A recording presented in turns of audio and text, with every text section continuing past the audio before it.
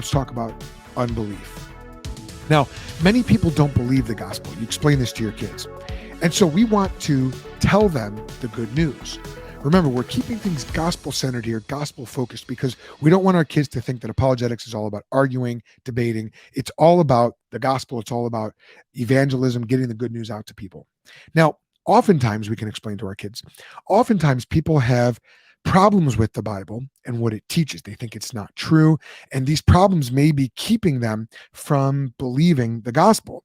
Now, at this point, you want to ask your kids, so what do you think some of the issues are that people have with the Bible? And so I asked my kids, and I'll give you some of their answers. Evolution, meaning they believe evolution is true, and therefore they think the Bible can't be true. Or they just think that there's no God. Or they think that there's many gods. Or they believe in other gods, which people are telling them are true, and they need some people to tell them about God. But it can be hard to believe when other people are telling you that something else is true. For example, this is all coming from my daughter. If you were born with parents telling you about not a true God, and someone tells you about the true God, you might think that it's weird to believe because your parents believe in something else.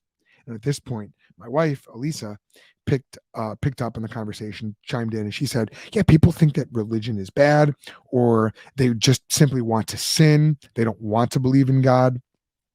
I can remember when I was a kid, my dad was telling me, people want to believe in evolution because they don't want to believe in God because they want to sin.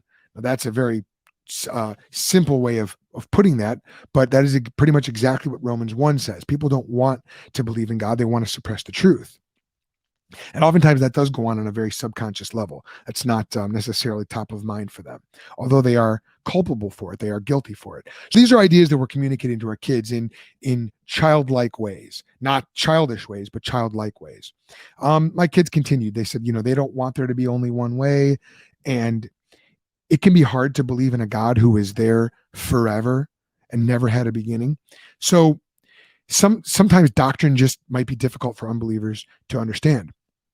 Some of the other objections that people have, they might say that if you believe in science, you can't believe in God, or they don't believe in sin, or that they need a savior. Think about Donald Trump back in 2016 saying he didn't need to repent of his sins.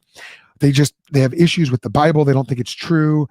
Christians are bad. Christians can't be trusted. All the religions are basically the same, and the Bible and Christianity are no better or any different than any other religion. They may have experienced pain, which makes them mad at God, or feel like God doesn't care about them. Or maybe they've just simply never heard. They've never heard of God. So we're talking with our kids about unbelief, and we're explaining to them, look, the gospel is true. God's word is true, but many people don't believe, and they have various reasons for unbelief. Now,